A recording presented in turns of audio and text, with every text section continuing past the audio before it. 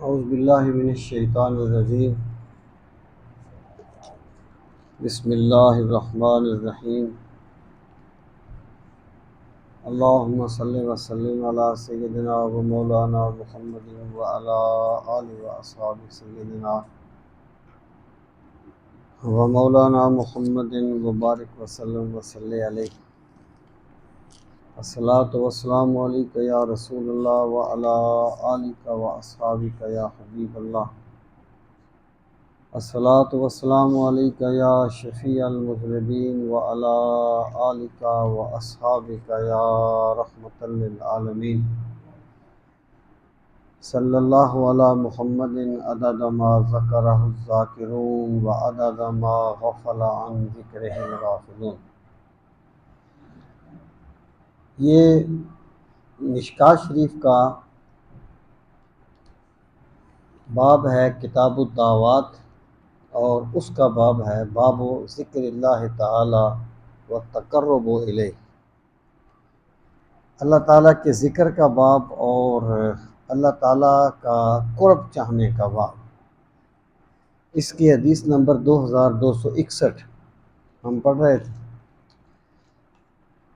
وفی روایت مسلم، جو پہلے حدیث ہم نے پڑھی تھی، صحیح مسلم کی ایک روایت کے مطابق اس کے یہ الفاظ ہیں: اِنَّ لِلَّهِ مَلَائِکَةً سَیَّارَةً فَضْلًا یبتغون مجالس الذکر، کہ حضرت ابو ہریرہ رضی اللہ عنہ فرماتے ہیں کہ رسول کریم صلی اللہ تعالیٰ علیہ وآلہ وسلم نے فرمایا، بے شک اللہ تعالیٰ کے ایسے فرشتے ہیں جو زمین میں چلتے پھرتے رہتے ہیں، فضلاً، اور وہ خاص فضیلت کے حامل ہیں، بڑے فضیلت والے فرشتے ہیں، یعنی فرشتوں کے اعتبار سے۔ یبتغون مجالس الذکر، اور وہ ذکر کی مجالس کو تلاش کرتے ہیں، یعنی وہ ایسے گلیوں میں بازاروں میں ذکر کی مجالس کو تلاش کرتے ہیں۔ فَإِذَا وَجَدُوا مَجْلِسًا فِيهِ ذِكْرٌ قَعَدُوا مَعَهُ، جب انہیں کوئی ایسی مجلس مل جاتی ہے جس میں اللہ تعالیٰ کا ذکر ہو رہا ہو تو وہ ان کے پاس بیٹھ جاتے ہیں۔ وَحَفَّ بَعْضُهُمْ بَعْضًا بِأَجْنِحَتِهِمْ، اور بعض کو اپنے پروں سے ڈھانپ لیتے ہیں۔ حَتَّى يَمْلَأُوا مَا بَيْنَهُمْ وَبَيْنَ السَّمَاءِ الدُّنْيَا، یہاں تک کہ وہ یعنی چھا جاتے ہیں آسمان دنیا تک، یعنی وہ آسمان دنیا تک وہ اپنے پروں سے اس کو گھیر لیتے ہیں۔ فَإِذَا تَفَرَّقُوا، جب وہ الگ الگ ہوتے ہیں، یعنی مجلس سے ذکر ختم ہو جاتی ہے، وہ منتشر ہوتے ہیں، عرجوا، اوپر چڑھتے ہیں، وَصَعَدُوا إِلَى السَّمَاءِ، اور پھر وہ آسمان کی طرف بلند ہوتے ہیں۔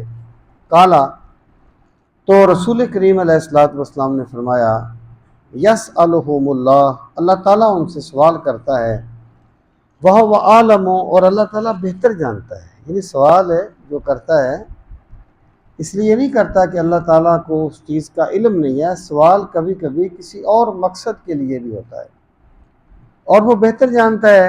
اللہ تعالیٰ ان سے پوچھتا ہے، من این جئتم، تم کہاں سے آئے ہو؟ فیقولون، پس وہ کہتے ہیں، جئنا من عند عبادک فی الارض یسبحونک، ہمارے پروردگار، ہم زمین میں تیرے ایسے بندوں کے پاس سے آئے ہیں جو تیری تسبیح بیان کر رہے تھے، یعنی جتنے بندے اس میں شامل ہوتے ہیں تو فرشتے ان کی گواہی دیتے ہیں کہ وہ تیری تسبیح بیان کر رہے تھے۔ وَيُكَبِّرُونَكَ، اور وہ تیری کبریائی کو بیان کر رہے تھے۔ وَبَيْنَ السَّمَاءِ وَيُكَبِّرُونَكَ وَيُحَلِّلُونَكَ، اور وہ تحلیل لا الہ الا اللہ، اور وہ لا الہ الا اللہ کا ورد کر رہے تھے۔ وَيُمَجِّدُونَكَ، وہ تیری بزرگی کو بیان کر رہے تھے۔ وَيُحَمِّدُونَكَ وہ تیری حمد کے نغمے گا رہے تھے، وَيَسْأَلُونَكَ پروردگار اور وہ تجھ سے سوال کر رہے تھے، تجھ سے مانگ رہے تھے۔ کالا اللہ پاک فرماتا ہے وَمَاذَا يَسْأَلُونَنِي وہ مجھ سے کیا مانگ رہے تھے؟ قَالُوا يَسْأَلُونَكَ جَنَّتَكَ وہ کہتے ہیں کہ وہ تجھ سے تیری جنت کا سوال کر رہے تھے۔ کالا اللہ پاک فرماتا ہے وَهَلْ رَأَوْا جنتی کیا انہوں نے میری جنت کو دیکھا ہے؟ قَالُوا لَا تو وہ کہتے ہیں پروردگار دیکھا تو نہیں ہے اے رب اے ہمارے پروردگار۔ کالا اللہ پاک فرماتا ہے وَكَيْفَ لَوْ رَأَوْا جنتی اگر وہ میری جنت کو دیکھ لیتے تو پھر ان کی طلب کا کیا عالم ہوتا۔ انہوں نے دیکھا نہیں ہے پھر بھی ان کی یعنی طلب کا یہ عالم ہے کہ وہ سارے کام چھوڑ کے کسی جگہ پہ بیٹھ کے میرا ذکر کرتے ہیں، مجھ سے جنت کا سوال کرتے ہیں، اگر وہ دیکھ لیتے تو ان کا کیا حال ہوتا۔ کالو وہ کہتے ہیں وَيَسْتَجِيرُونَكَ پروردگار عالم وہ تجھ سے پناہ مانگ رہے تھے، تیری پناہ کے متلاشی تھے۔ قال اللہ پاک فرماتا ہے وَمِمَّا يَسْتَجِيرُونَنِي اور وہ کس چیز سے میری پناہ کے طالب تھے۔ قالوا من نارک فرشتے کہتے ہیں پروردگار دوزخ کی آگ سے پناہ مانگ رہے ہیں کہ اے اللہ ہمیں دوزخ کی آگ سے محفوظ فرمانا۔ کالا وَهَلْ رَأَوْا نَارِی اللہ پاک فرماتا ہے کیا انہوں نے میری آگ کو دیکھا ہے، دوزخ کو دیکھا ہے؟ قالوا لا وہ کہتے ہیں نہیں۔ کالا اللہ پاک فرماتا ہے فَكَيْفَ لَوْ رَأَوْا نَارِی اگر وہ آگ کو دیکھ لیتے تو پھر وہ کس قدر زیادہ پناہ مانگتے۔ کالو فرشتے کہتے ہیں یستغفرونک پروردگار وہ تجھ سے اپنے گناہوں کی بخشش کا سوال کر رہے تھے۔ کالا فیقول تو سرکار نے فرمایا اللہ پاک فرماتا ہے قد غفر لہم قد غفرت لہم میں نے ان سب کو معاف کر دیا ہے۔ فآتیتہم ما سألوا میں نے انہیں عطا کر دیا ہے جو کچھ وہ مجھ سے مانگ رہے تھے۔ وَأَجَرْتُهُم مِّمَّا اسْتَجَارُوا اور جس چیز سے مجھ سے وہ پناہ مانگ رہے تھے میں نے ان کو اس سے پناہ دے دی ہے۔ قالا تو سرکار نے فرمایا یقولون وہ کہتے ہیں رب اے ہمارے پروردگار فی فلان ان میں فلاں بندہ بھی تھا عبد خطا وہ ایسا بندہ تھا جو غلطیاں کرتا تھا، خطائیں کرنے والا تھا، خطا بھی ہو سکتا ہے۔ وَإِنَّمَا مَرَّ فَجَلَسَ مَعَهُمْ کہ وہ ذکر کرنے کے لیے تو نہیں گیا تھا، وہ تو ویسے ہی گزر رہا تھا، اس نے دیکھا لوگ بیٹھے ہیں وہ بھی بیٹھ گیا، اس کی نیت تو ذکر کرنے کی نہیں تھی۔ کالا تو سرکار نے فرمایا فیقول اللہ تعالیٰ فرماتا ہے وَلَهُ غَفَرْتُ میں نے اسے بھی معاف کر دیا۔ ہم القوم جو مجھے یاد کرتے ہیں، میرا ذکر کرتے ہیں، جو میرے مقرب بندے ہوتے ہیں وہ ایسے لوگ ہوتے ہیں لا یشکا بہم جلیسہم جو ان کے ساتھ بیٹھ جاتا ہے وہ بھی بدقسمت نہیں رہتا، وہ بھی بدبخت نہیں رہتا جو نیک بختوں کے ساتھ بیٹھ جاتا ہے۔ یعنی یہ آپ دیکھیں کہ یہ جو ہے نا صحبت صالحین، تصوف میں صحبت جو تصوف کا سلیبس ہے نا اس میں صحبت کو بہت دخل ہے کہ نیکوں کے پاس بیٹھو، نیکوں کے پاس بیٹھو، ان کی مجالست کرو۔ اور یہ جو صحبت صالحین ہے یہ ایکچولی یعنی حال کا فیض ہوتا ہے، ایک ہے نا کال کا فیض کہ بولا اور بات سنی، اولیاء اللہ کے حال کا فیض ہوتا ہے۔ حضرت مجدد پاک کے شیخ تھے حضرت خواجہ باقی بلا، وہ فرمایا کرتے تھے کہ جس نے ہماری خاموشی سے کچھ نہیں سیکھا وہ ہمارے بولنے سے بھی کچھ نہیں سیکھے گا۔ یعنی بندہ آگے بیٹھ جائے، خواجہ باقی بلا خاموش بیٹھے ہیں تو ان کی خاموشی ہی دلوں کی دنیا میں ہلچل مچا دیتی ہے۔ تو یہ جو نیک بندوں کی صحبت ہے، اس کا وہ ایک مرتبہ جب یہ آیت نازل ہوئی نا کہ اب وَاصْبِرْ نَفْسَكَ مَعَ الَّذِينَ يَدْعُونَ رَبَّهُمْ بِالْغَدَاةِ وَالْعَشِيِّ يُرِيدُونَ وَجْهَهُ، کہ آپ اپنے آپ کو ان لوگوں کے ساتھ روکیے جو صبح و شام اللہ کو یاد کرتے ہیں۔ اب ظاہر ہے کہ جس نے بھی اللہ تعالیٰ کو یاد کیا یا اللہ تعالیٰ کا ذکر کیا تو وہ رسول کریم علیہ الصلوۃ والسلام کے صدقے سے ہی کیا ہے نا، آپ نے ہی لوگوں کو اس طرف لگایا ہے نا۔ لیکن سرکار دو عالم صلی اللہ تعالیٰ علیہ وآلہ وسلم نکلے تو آگے کچھ لوگ بیٹھے ہوئے تھے، وہ قرآن کریم کی تلاوت کر رہے تھے، اللہ کو یاد کر رہے تھے، سرکار ان میں بیٹھ گئے اور پھر فرمایا اس اللہ کی حمد ہے جس نے میری امت میں ایسے لوگوں کو پیدا فرمایا کہ مجھے حکم فرمایا کہ میں ان کے پاس بیٹھا کروں، ان کے ساتھ بیٹھا کروں۔ تو یہ جو صالحین کی صحبت ہے نا، اس کا بڑا فیض ہوتا ہے۔ تو اللہ پاک فرماتا ہے جو میرے نیک بندے ہوتے ہیں جو ان کے پاس بیٹھ جائے وہ بھی بدبخت نہیں رہتا۔ باقی پھر بندے کی طلب ہوتی ہے، ایکچولی طلب ہے، طلب نہیں ہوگی نا، طلب نہیں ہوگی تو پیغمبروں کی بادشاہ سے بھی منافق خالی واپس آ جائیں گے۔ جس بندے کی طلب صادق ہوگی اسے ہر جگہ سے فیض ملے گا۔ جس بندے کی طلب صادق، فرض کریں نا آپ ایک بندے کو آپ نے سمجھا کہ بھئی بڑا اللہ کا نیک بندہ ہے، چلو اس کی زیارت کرتے ہیں، اس سے ملتے ہیں، اس سے بات کرتے ہیں، اس سے کوئی اللہ تعالیٰ کی رجوع اللہ کا کوئی ملکہ پیدا ہوگا۔ اور وہ جو بندہ تھا وہ دنیا دار تھا اس روپ میں، یعنی وہ کوئی نیک بندہ نہیں تھا، اس نے ویسے ہی روپ بدلا ہوا تھا، ویسے وہ دنیا دار تھا۔ ایک بندہ اس کے پاس حسن نیت سے گیا، ٹھیک ہے، تو جو گیا ہے نا اس کو میرا خدا محروم نہیں رکھے گا۔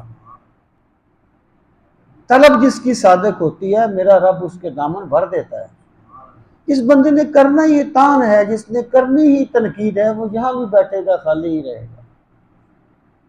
تو بندے کو چاہیے کہ وہ اپنی طلب کو پختہ کرے، اپنی طلب کو، اپنی سوچ کو پازیٹیو کرے، پھر اسے ہر جگہ سے فیض ملتا ہے۔ اب دیکھیں مشرکین مکہ بتوں کو پکارتے تھے تو اللہ تعالیٰ ہی ان کو دیتا تھا، لیکن وہ پکارتے تو بتوں کو تھے نا۔ تو جو خدا بتوں سے حسن ظن رکھنے والے کو بھی خالی نہیں رکھتا تو وہ بندے سے حسن ظن رکھنے والے کو کیسے خالی رکھے گا؟ شرط تو یہ ہے کہ بندہ اپنے ذرا گمان کو پازیٹیو کرے تو صحیح۔ بہرحال یہ صحبت صالحین بہت بڑی نعمت ہے اللہ تعالیٰ کی، اور انسان کو چاہیے کہ وہ ان چیزوں کو اختیار کرے۔ وعن الحنظلہ بن ربیع الاسیدی قال لک یعنی ابو بکر، حضرت حنظلہ رضی اللہ تعالیٰ عنہ فرماتے ہیں کہ مجھے حضرت ابو بکر صدیق ملے، یعنی راستے میں جا رہا تھا، مجھے ابو بکر صدیق مل گئے۔